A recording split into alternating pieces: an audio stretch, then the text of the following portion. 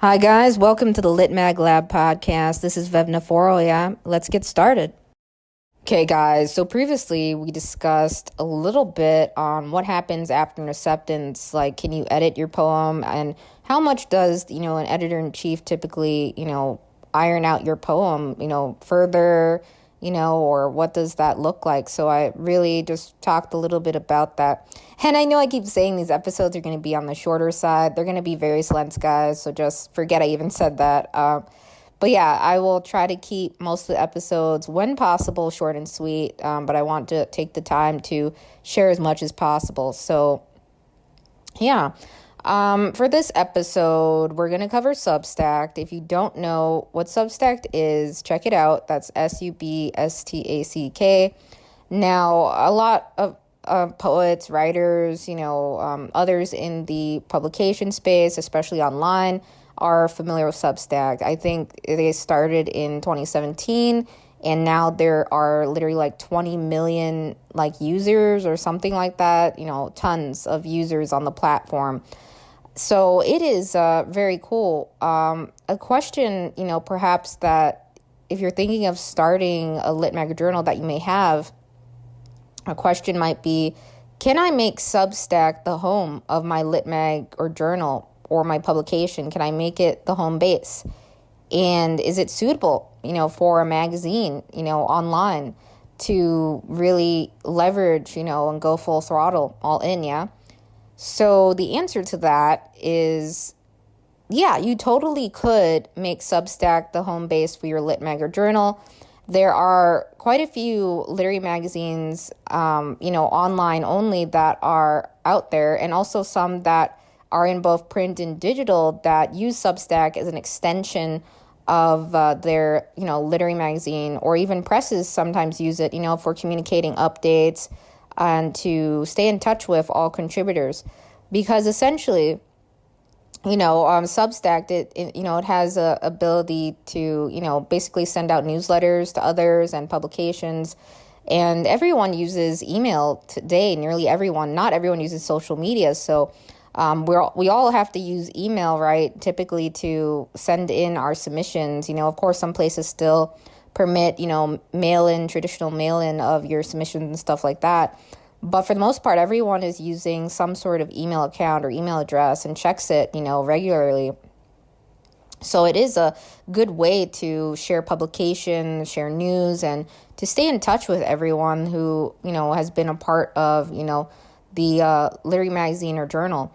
So the one thing I would say about Substack, so I'll cover a couple things that I like about it and that probably could improve. Substack, it's free to use as of 2025 on April, as I'm saying this. And the thing they have, at Substack is that there's a feature for monetization. So essentially you can paywall some posts, right? You can add a line or bar, like half the post is free and half the post is paywalled, for paid subscribers only. You could essentially make your publication free for everyone. There's not a requirement at the moment at all to have a paid publication or anything like that. It's totally optional to enable, paid subscribers as and to have that.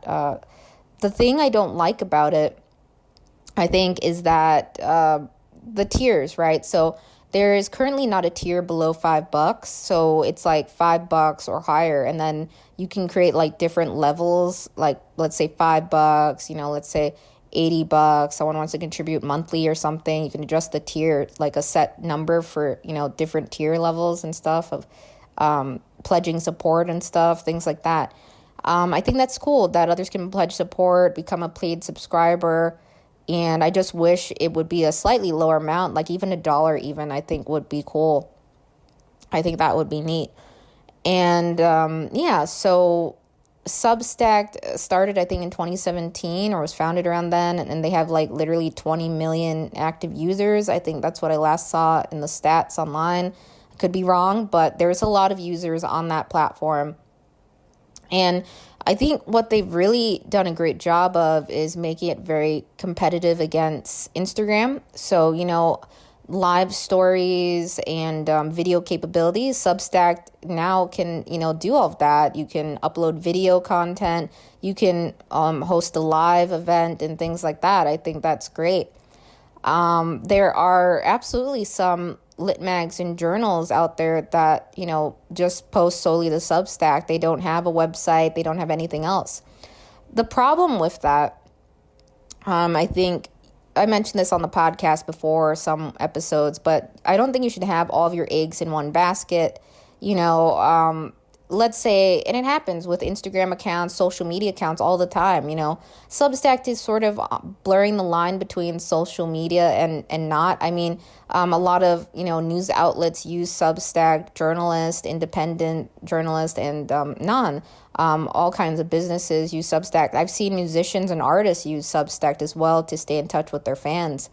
So it is a really great space, for everyone. You don't just have to be a writer to use Substack per se. You could just be, someone who wants to share their process of how you're making something, and you could, do video content and very brief, writing beneath that or something.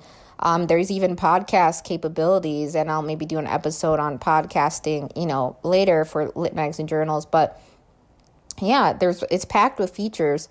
I think, again, as I was mentioning, right, don't put all of your eggs in one basket, because like your account, on social media accounts, we see them go down all the time or get suspended for bizarre reasons.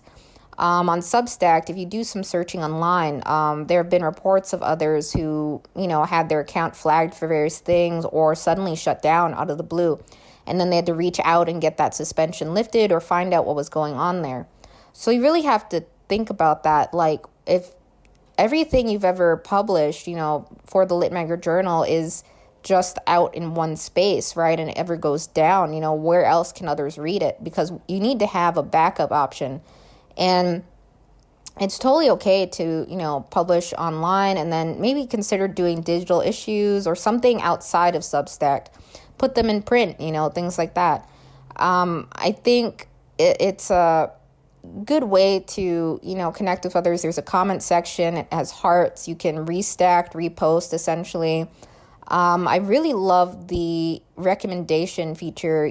That's really cool. So you can recommend other publications, and other visitors of your Substack can see that and often subscribe to fellow, it could be fellow poets, writers you've, followed, past contributors, Substacks, or their publication series, there are quite a few really stellar ones. So I really like that recommendation section.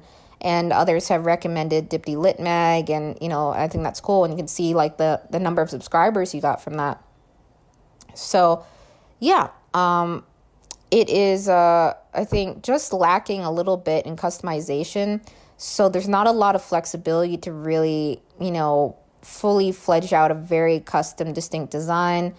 I think that is a little bit tough with Substack, a bit limited there. There are some options, to change the layout and reorder stuff around, and you can create categories and section everything off, like tabs almost, almost like browser tabs like that. But I feel like it needs a little bit more in terms of customization, when you're going across each Substack and then it's just, the layout, it can feel very static is what I'm saying. And I think it could be more fluid and customizable and fun there. But yeah, Substack, again, you don't have to pay to use it at the moment or anything like that. And I don't know if they're going to keep that model forever, or, things change with platforms, but it's possible they might, be able to totally. They have a large user population of the platform, and it's pretty cool. I see some lit mags and journals, they just, maintain a social media account, one account, and then a Substack, and that's all they do. They release issues, a series of issues, they number it off, 1.1, 1.2, or issue 1, 2, 3, all on Substack, and they share the issues like that. So that is one way to do it, but I feel like, think about it. If others are getting nothing but emails all the time, it might be something where you have to create various types of content, right? Not the same thing over and over again. So you might want to think about branching out to, a lot of places do like interviews. We do Q&As, for example. Maybe cross post and do that. I had some issues with cross posting on Substack. Mainly, I felt it was tough. I couldn't rearrange the order of a accidental cross post, and like I was figuring out the feature and trying to set up a separate one. And yeah, by the way, so a cool thing about Substack is that you can manage multiple publications from one account. You can set like up an admin account.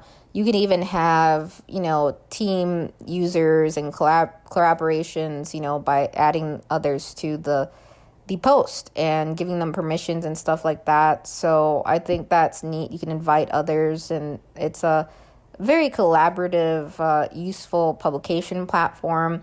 I haven't really dabbled a whole bunch in that team permission stuff, but I've tried it out, and yeah, it does work pretty neat. So it's a pretty nice feature. So yeah, in terms of cross posts, I was stating like the order. I had trouble. Like I accidentally put a older post in as the latest cross post over another, and I couldn't rearrange that. And then it was really tough to like remove that cross post and like find that, but then I did, and I don't know, it was just kind of difficult. I ended up disabling cross posting, but then anyways, there are little quirks about Substack that are a little bit tough for poetry per se. I would say about, visual poetry, right? So for visual poetry, it can be tough. I've had instances where I've had to screenshot an accepted poem and even screenshot it off in sections, and then and then combine it all into like there's various, apps you can use to conjoin, screenshots and stuff, but I had to get the dimensions even and have it in a single panel, because the thing about Substack, right, others read on their mobile device, so then when you have a poem, it can skew the formatting completely. And that happens on, web browser reading on your mobile too, on sites with poetry. But with visual poetry and some poems, right, you especially have to be mindful about that because it can look very unusual and off, right? So yeah, usually I always inform poets like we have to left align this due to the mobile view, and if it's replaced in print, we'll retain the original formatting. But anything that is more so in the visual sense or has anything beyond left aligning or is skewed quite a bit, I typically will make sure there's no typos in it or anything like that, screenshot it off and have it match like our black background of our page. Of course, others have like a preference to choose between light mode, dark mode, but I think just sticking with our black background, it blends in. So yeah, there are things about that. The formatting tools, it takes a while to get a handle on any new platform. And I'm sure, some have left Medium for Substack, some have left Substack for other platforms. It really depends, if it's for you, you have to really try it to see if it's something you'd really like. Would I recommend Substack to others? Yeah, I think it's pretty easy to use. There are some things, of course, that could be improved, but I think for the most part, it is a very cool platform. And some poets and writers, beyond Lit Magazine Journals have seen quite a bit of success in terms of, getting paid subscribers to support their work, to become even like full-time writers, and to do that. I've heard cases of others, earn quite a bit from their paid subscriptions that they earn a literal salary. But of course, it takes time to grow. It takes time to build up, subscribers and support and things like that. Whether it be an individual writer account, individual publication, or, Lit Mag or Journal, everything takes time to slowly grow. I would say that, I had looked at other options before Substack as well, but there are, again, Chill Subs, I mentioned, they have various lists and various categories in their search database site. So one of them I mentioned was, publications on Medium. I don't believe they have publications on Substack. I could be wrong, or that could be something they add in the future. But yeah, there are several hundred lit mags and journals that publish on Medium, and there are quite a ton that publish on Substack. So yeah, I think I think it really, depends. Like there are platforms out there. One of them I found a little bit after that I was comparing was Ghost. I looked at Ghost too, and it was interesting. Chill Subs had also looked at Ghost almost around the same time I had, a little bit after, but it's just an app that's very similar to Substack in a sense, but you have to pay for it. Ghost, you have to pay for it. So there's like a monthly fee. It can get expensive, several $100s a year or more. And so I think for like 10,000 users, Ghost was saying like it would be like $249 a month or something. And then less than 500 was like ranging between, I think, $9 to $11 a month or something. And they have yearly and paid plans or something. Anyways, it can get expensive. And so I didn't want to go if like something had to pay to keep up, right? And that's the good thing about Substack. You don't have to pay to keep your content up or anything like that.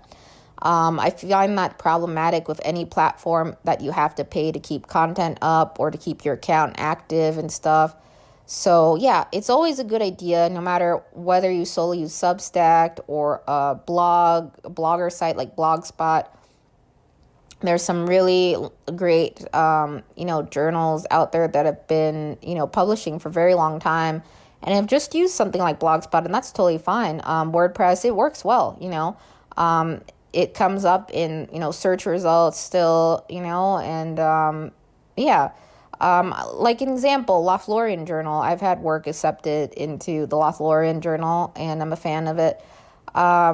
The site, right, it's a Blogspot, and the editor of it, he does do print issues through, I think, a print-on-demand service, lulu.com. That's what I last saw. And yeah, that's awesome, so he also puts some in print, every year, it looks like, and different volumes of, issues and things like that. I think that's neat. That's a way you can, ensure that the content is not just sitting on a site, in the event it ever goes down, right? You have, print versions, right? So, yeah.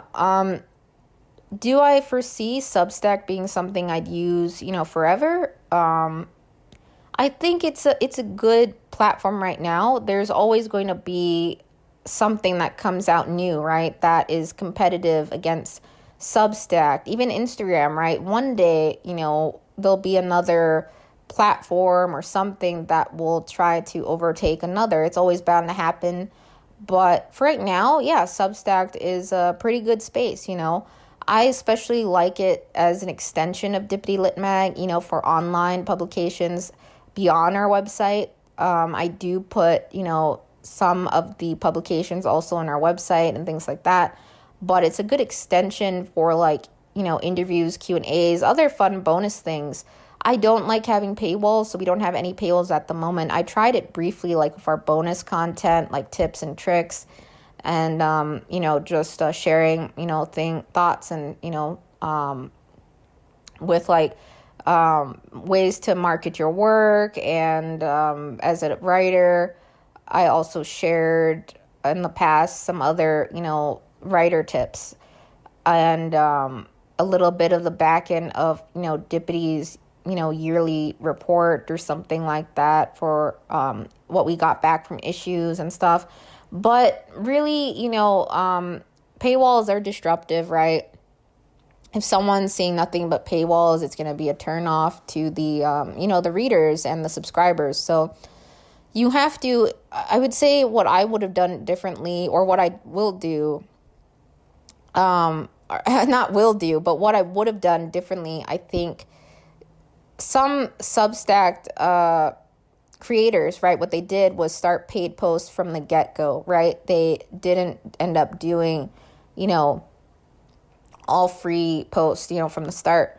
So I would say if you're going to really look at Substack as a way to earn, additional, funds for like funding things and publications and putting it towards that, think about, what content you could have as bonus content, paywalled, and what's not, but do it from the start. Don't do it much later on, I think I'd recommend, because, let's say we don't have several thousand subscribers or anything like that at the moment, but if you have, let's say, like 8,000 subscribers, and suddenly you say, oh, we're going to switch on paywalls now to our content, and this is going to be only for our paid subscribers, like suddenly, like let's say it's several years down the road, and then everyone's like, oh, I don't want to pay for this. I'm not going to, cough up money to read this. That's ridiculous. So that can happen. So, some lose subscribers over that. So you really want to think about that from the start. And yeah, so I don't have anything paywalled at the moment or anymore. I turned off our paid subscription option, but who knows, I could come up with some bonus content, or I might do that, is what I meant, not will do. At some point in time, I was thinking about coming up with some other content like that. But for right now, I just like, eliminating paywalls because they're disruptive. And if others want to support or donate to your Lit Mag, you can, I've added a buy me a coffee or buy us a pizza, button at the bottom. You can do custom button links, things like that, and add that link off to your donation section of your website or something like that. I think it's just dangerous to rely on one platform as your publication home, so you want to make sure there's some sort of thing beyond that, right? Like digital flip reading issues. And I can cover like platforms you can use for that, or services for digital reading of issues and stuff. But yeah. So yeah, Substack's wonderful. A lot of poets found us through Substack, I'd say, and just, versus just a search or word of mouth or social media. I think Substack is very cool in terms of features and capabilities. I just wish it was a little bit more in terms of customization. I wish we could do a little bit more there. And yeah, some of the things with poetry blocks can be a little bit tricky. I find myself sometimes using poetry blocks, like that feature, to retain the line formatting, and sometimes not, because it really depends on the poem and the structure of it. And sometimes it's better to not do it and to do it. So if you're not going to put things, I think one time I changed the font in Substack, for instance, and then everything in our formatting wise changed as well, like a little bit of poetry, because not all of them were in blocks. So yeah, just be careful. Like if you ever change the fonts or anything like that, check back at your post and see if anything changed there. But for the most part, it really isn't that bad. It's very user friendly, I feel. I've used Medium, in the past. I still have a Medium account. It has like that clap feature, right? Like you can do up to 50 claps or something. I don't remember how many claps you can give, but versus a heart. And yeah, I think a lot of publication spaces, not Substack per se, but there are quite a few out there, like magazines or, some rather large, news outlets that we read today. And more so you come across, oh, you've reached your free, limit for the day for reading. Now we want you to sign up. So there's not that thing with Substack, but there is a way for, claim your free post. I see that on some Substacks, before becoming a paid subscriber, you can claim a free post or something like that. And yeah, so we don't have any paid subscribers or anything like that. I think it's unusual, like when you add team members, like to your publication, they show up under paid subscribers but they don't pay anything, obviously. That was just confusing to me when I saw that, and it was just like, oh, whatever. But yeah, they don't get, I think it just sections off any team members under paid subscribers. Maybe they'll change that one day because it just looks kind of weird. I don't know how it looks for everyone else, or if we just see that or what, but I think that's a bit unusual. But there's a way to check your open rates, like how many have opened it, the percentage of it, and you can see what links others are clicking on, and on the back end, and get some really detailed analytics, where everyone mostly is reading your, publication, both in the US and internationally. And there's charts of like your subscribers and everything like that. Just a word of caution here. So I wouldn't recommend like mass importing your, existing list of subscribers. Of course you can, but I've seen a lot of trouble with that. Like online, I was searching and someone said their account got flagged or suspended because they had done a mass import. Then it thinks you're violating their terms, right? Because you should get consent before you add people. So the only time we've ever done any ads like manually was to communicate a nomination like directly to the poet so they can see that they were nominated. That's the only time, and some other stuff. One time I actually imported the wrong when I started with Substack, I imported the wrong list. So and some other things happened, but it was all good. I cleaned up our mailing list and stuff. So just be careful about imports and mass importing a large list, because it can flag that. But you should be fine. I know some have left Substack because they didn't like it, but some leave Medium. So you really have to find a place you like. If you want to have just your own website for your publication, then so be it. It's totally okay. If you want to just set up a WordPress site, and you don't have to get a custom domain right away, you can wait. So I think Substack will continue to evolve over the next few years. I hope that, because I think it's quite cool. I haven't dived a whole lot into the live features or anything like that. I've uploaded some videos and stuff. And again, you can totally do podcast. I think that's neat. And the discoverability of, Substacks and stuff, it's fairly easy. It's not too bad. I've seen some newer publications, not show up in search results as easily, so things like that. But eventually, it does appear. Some things are finicky with each platform, in terms of searching sometimes. And but yeah, it's cool.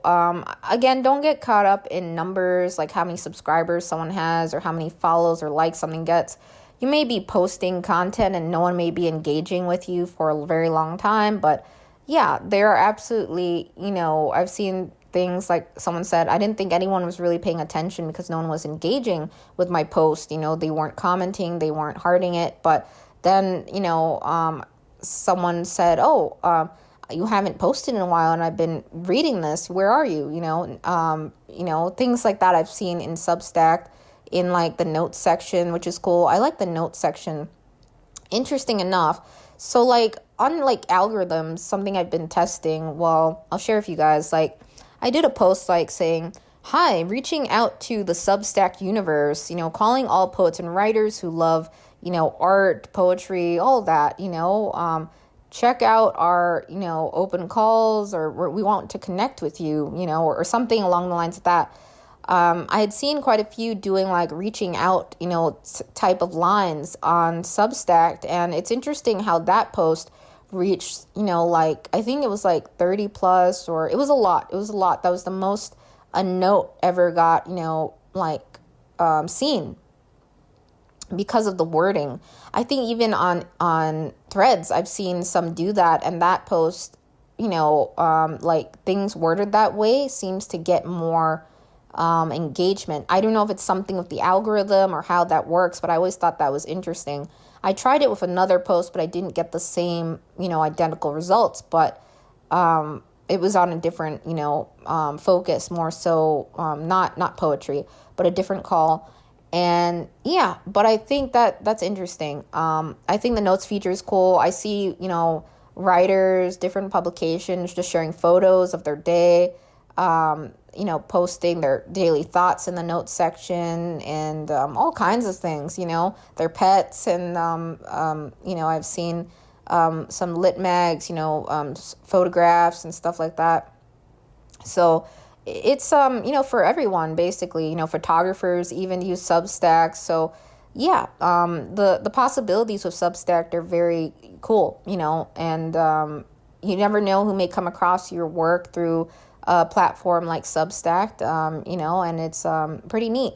So I'd say give it a try. And if you don't like it, obviously you can always change platforms, it can be harder when you're, deeply rooted in a platform, like you have a lot of like content published in one place, and then you decide to, move and say, oh, we're getting off this, So it can be hard because you obviously will probably lose some of your reader base, right, from that.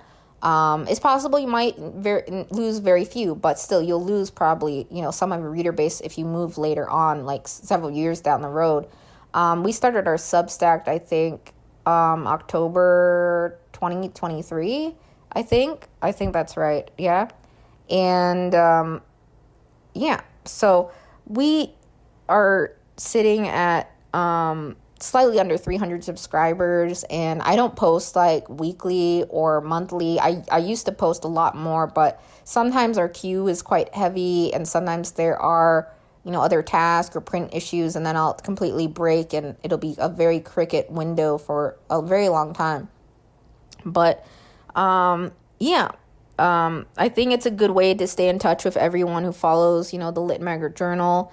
And obviously it takes time to, slowly grow it out. And, so everyone's going to have a different, experience with whichever platform they use. We started October 10th, 2023 on Substack. So, I think it's cool that, we're able to, keep everyone in the loop on things via email. Because I know for a fact quite a few poets and, writers, they're not on, social media. They're not on Blue Sky, Instagram, Facebook, or any of the other platforms. And they just use their email primarily for staying in touch with others. So it is beneficial to have some sort of newsletter or some sort of emails being sent out for your publication. So it's not absolutely necessary to start a Substack, but if you're thinking about, building one for your Lit Mag or journal, or using it as the primary, contact point, where others read issues, and then maybe have an option for others to, read it digitally or in print or something. Of course, it is more work to maintain more than one platform, but it's worth it, right? You don't want to have everything sitting in one place. So, I hope Substack doesn't change at all with the whole paid subscriber options. What I'd like to see is like a bit lower, like under $5 or something. Obviously, there's Buy Me a Coffee. You can plug those buttons, and support other additional links in there. But I would say just be careful. Like, every system flags different things, and you want to be just very cautious about that, with, your content and everything. But I haven't had any issues with anything like that thus far. Sometimes in Substack, if you ever, see anything, I've seen like screenshots too online, or like warnings and things like that, reminders. So you just want to be mindful about that. So I think that's more so on like importation of emails and stuff. So just be very cautious, and you shouldn't have any problems at all. It's a fun platform. You can connect with others, show support to other, Lit Magazine journals, recommend the publications of, past contributors. And it's a great place to find, a lot of cool publications to read, personally.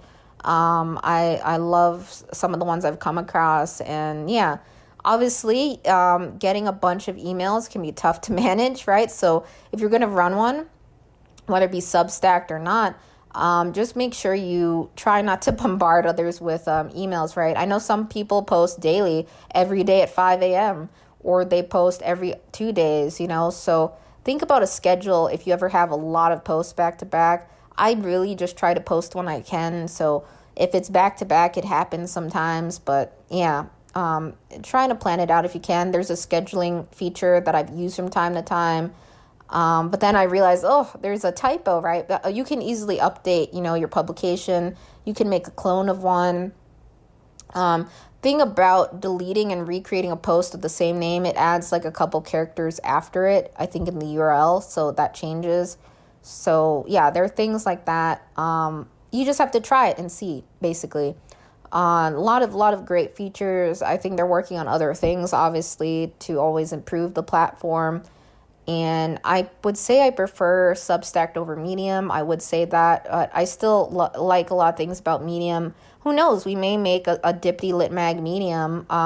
We sort of took a break from like our social media challenge, and I was trying to figure out another space for that, beyond, because I feel like not everyone uses social media, obviously, right? So I was trying to think of another thing.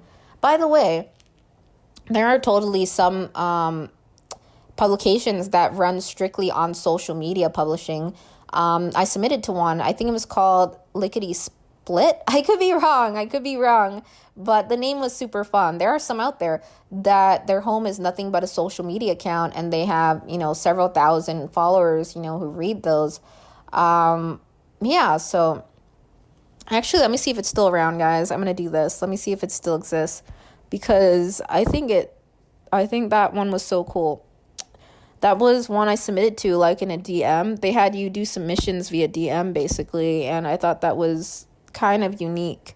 Let me type it in here. I think they still exist, or maybe they don't. Maybe I'm wrong. They may not exist anymore. I don't think it's... Yeah, the Lickety Split. That's what it was called. Okay. So the last post was... it looks like they stopped posting.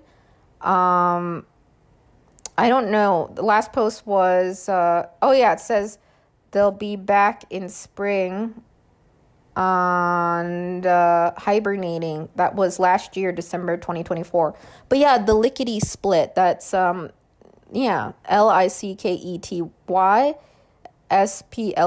There's a symbol in between that. I think that's one of those squiggly lines. I'm losing my word thought here. But yeah, I probably need some. I didn't take like any morning tea or coffee today, guys, so I've got to go get that too. But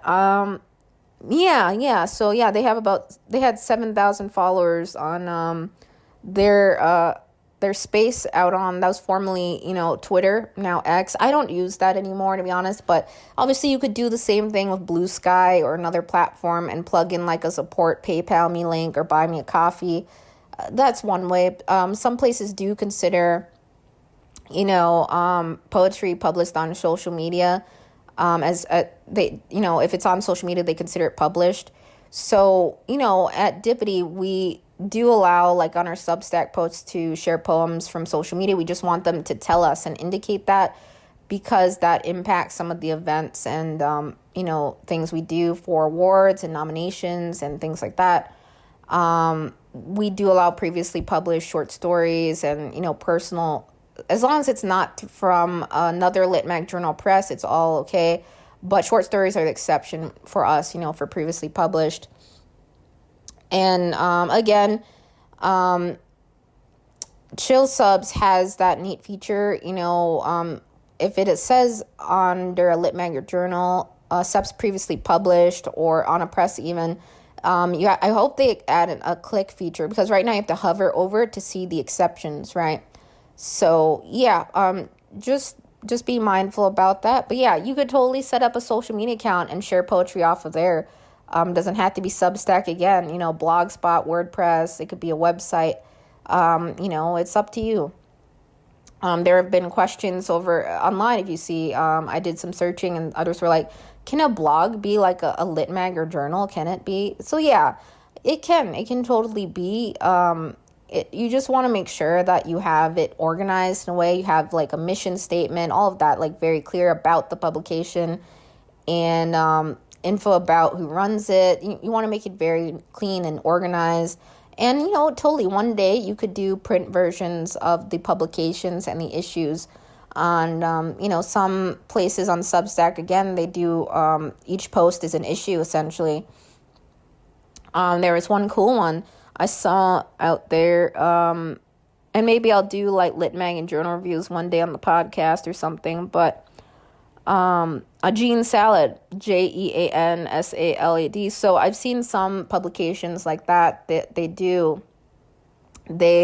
don't type all of the text in Substack itself. They type it in, like, they create graphic boxes, right? So you can add some very cool graphics with the poems in there and the words. You know how like you format your Instagram post and social media and stuff, and you create cool headings and stuff. Let's say you use Adobe or Canva or something, right? So check it out, JEANSALAD. There are other ones out there that I came across like that sort of have a very cool graphic posts, you know. So all of the headings have a cool font style and the poem and everything, and that's how they do the issues in some very cool like graphic content boxes. So it's not just static text, and I think that's cool. And Substack has like banner features. You can add a banner, and yeah. So you can be very playful and creative with Substack, even though there's not a lot of customization for the, you know, site interface itself, or even in the mobile app. But I see some very creative and unique ways of presenting content within the app itself. Again, they support video, they support podcasting, and all of that. You know, you can do a lot. So some people have totally, you know, that I know in the poetry community, ditched Instagram for Substack, or, you know, sometimes they go back on Instagram just briefly to stay in touch with others, but they primarily switched to posting on Substack. And yeah, I would give, if I have to give Substack a grade letter, what would it be? Maybe a B minus, probably a B minus, I would say. It has a lot of great features. There's room for improvement. It is I would say my favorite platform that's like Medium out there. And yeah, but I think, again, don't just depend upon one place. So just some things to think about. I hope this episode helped you, and I can, you know, discuss other things maybe on applications and platforms. P.S. guys, so I mentioned this earlier, so like with Substack, if you're posting like as a writer or poet, like your work out there, just keep in mind, like, there are some lit magazine journals, right, that are, as I mentioned, making Substack their home base. So if you're posting on your, you know, Substack or personal space, and you submit that to them, they might ask you to take that down. If they do accept, you know, personal shares and site shares and stuff, they might request that. We had some things come up, you know, in the past where poets were, you know, leaving Substack or taking down their personal space and hadn't really had it up a long time or anything like that, and they wanted to submit it. And yeah, we just have to be aware of that if it is from a personal space again, or if it was on social media. We like to take note of that, you know, for some of the events that we submit poems on. There is a, you know, some places, again, out there, you know, do not accept any poetry that's been displayed, you know, on your own Substack, social media, or anything like that. But there are quite a few places that do. Chill Subs had this post on their social media feed once of places that, you know, accept social media poetry. Because I think it's not really, so like if you are worried about that, you know, there are some places absolutely that accept poems that have been, you know, out there. I think it's kind of messed up to say, oh, the poem's been on social media, it shouldn't be seen anywhere else again, right? There's some really stellar, you know, poets on, you know, the Instagram community and elsewhere. And, so sometimes others may be fine with that, and others may have a strict rule against that. You really have to read their terms, or just ask if it's not clear, you know, what they consider as previously published. Some events and things like that have strict guidelines about that, so you have to be very careful. And so that's all. A lot of different options, again, for starting a lit mag or journal. I mentioned that back a couple episodes back, so give it a listen. That was episode 6. So yeah, how do you start a literary magazine? I mentioned some other tips in there and things. So some repeat things maybe, but just wanted to share. Again, I mentioned reports, you know, on Substack of others like taking the content off of there and stealing it, right? So you just want to be, you know, watchful for that and stay on top of that, right? So it happens. Sometimes there are, there's some crazy mean people out there doing stupid things like taking others' work and putting it in places and claiming it as their own.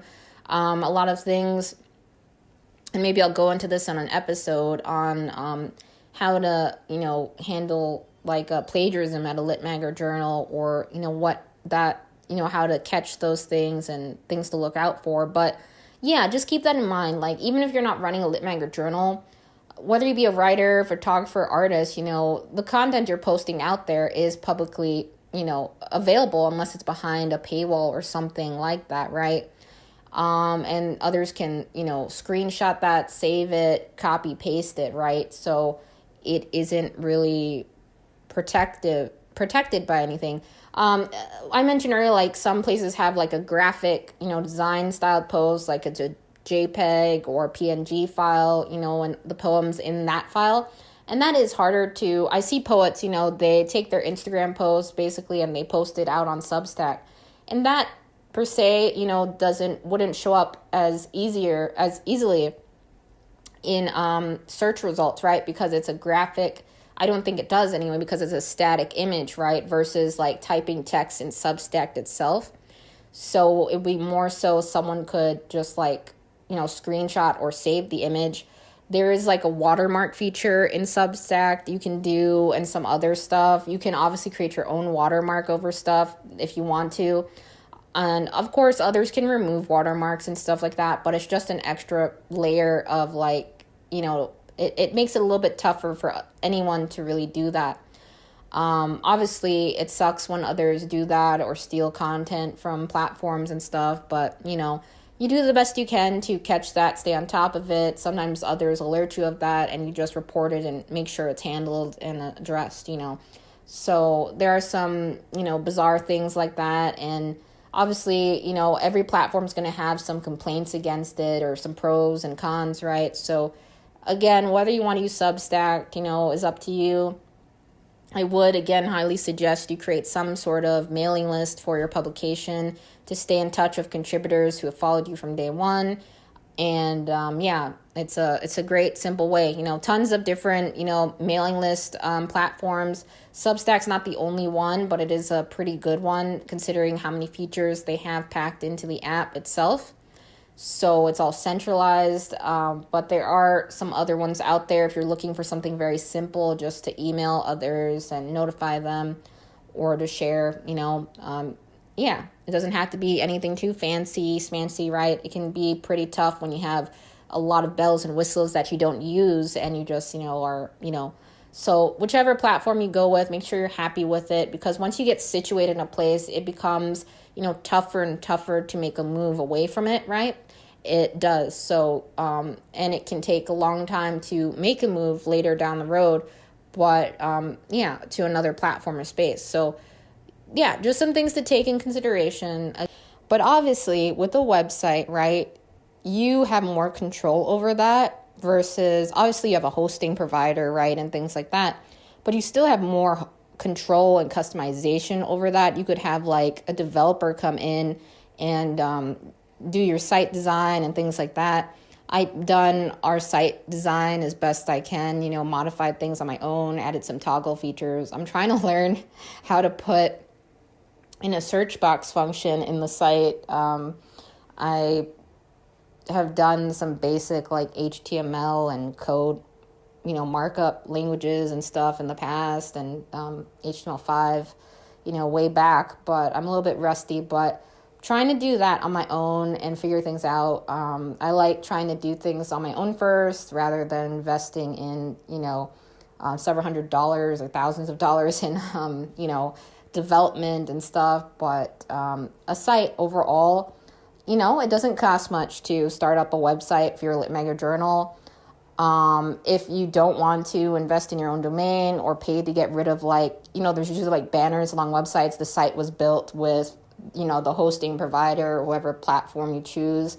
To get rid of that, usually you have to pay a fee, and then to get your own domain, there's a fee. And for some of the premium features and higher storage space, right, there's more fees. But for the most part, you could, again, keep all of your bills, way under, probably to start a lit mag under $100 a month if it's solely online. It's totally possible to do that.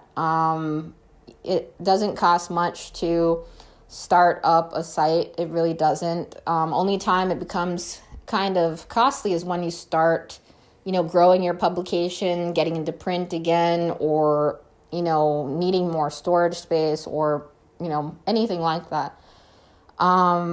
So setting up a site on WordPress, just a basic one, and you could eventually get your own domain, one day. It doesn't have to be right away, but you might want to reserve it and have it.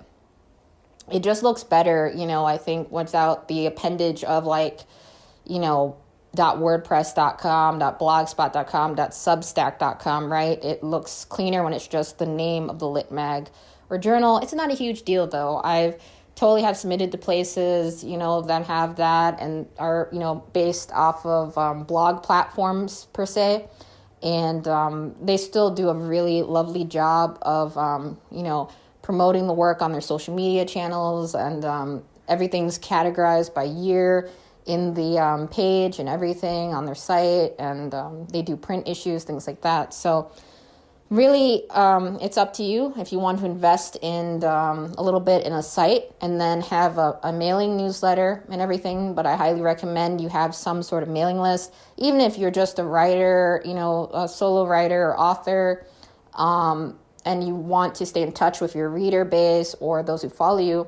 A mailing list is good to have because platforms, come and go, right? They drop off. A lot of times others decide to shift or move to another platform, but email is something we all use, right? It's been around for a very long time. So a mailing list is quite essential, I would say. And obviously, again, you don't want to, flood others' inboxes, but you should give others an expectation saying, are the posts going to be monthly, kind of sporadic, or you just do it when you can, or it's scheduled like every Monday, every Friday we have this, every Wednesday we have this, or once a month we do this type of post, things like that.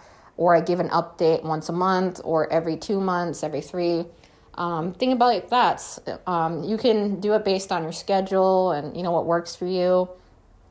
And if it ever becomes too much managing multiple platforms again, if you're lit mag or journal, consider having some volunteer staff involved that you trust, some friends to help run those accounts.